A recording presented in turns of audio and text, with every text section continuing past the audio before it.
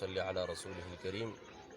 زما عزت مند مسلمانان ورونو نن اکثر زمون بایگان هغه د پریشانی اظهار کوي، څوک د قرضو باره کې پریشانی کوي، څوک نور غمونو پریشانی راغستې دي.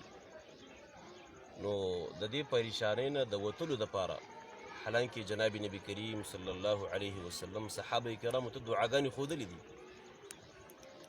د جناب نبی کریم صلی الله علیه وسلم یو صحابي دی، نوم دی ابو امامه رضی الله تعالی عنه. یو ځل هغه مسجد کې تشریف فرماو، نبی کریم صلی الله علیه وسلم راغی، مانځه ټیم نه و. نبی اکرم صلی الله علیه وسلم ته ابو امامه څه کوې؟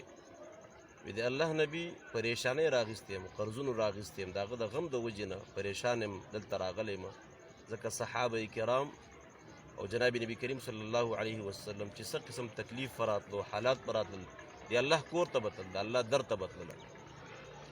نبی کریم صلی الله علیه وسلم ته وفرمیل ابو امامه داسې یو عمل او داسې دعا درته ښیم نه چې الله رب العالمین ستا د پریشانی ختمه کړي.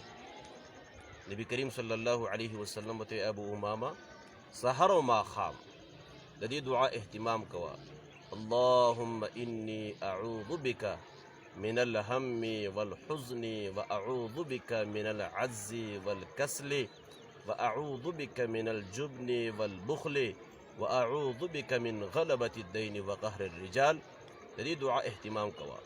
ابو امامه رضی الله تعالی عنہ چې کله دا دعا شروع کړل، الله تبارک وتعالی د هغه پریشانی قرضونه چې کوم د رب العالمین ختم کړل. زما عزتمندو، زما مسلمانان ورونو، د دې دعا اهتمام کوو. یادو باندې نه راځي، پاڼه باندې ځان ته ولیکو. د دې دعا اهتمام کوو، یوه کرته وایو، درې کرته وایو، انشاءالله رب العالمین به زموږ او تاسو پریشاني ختموي.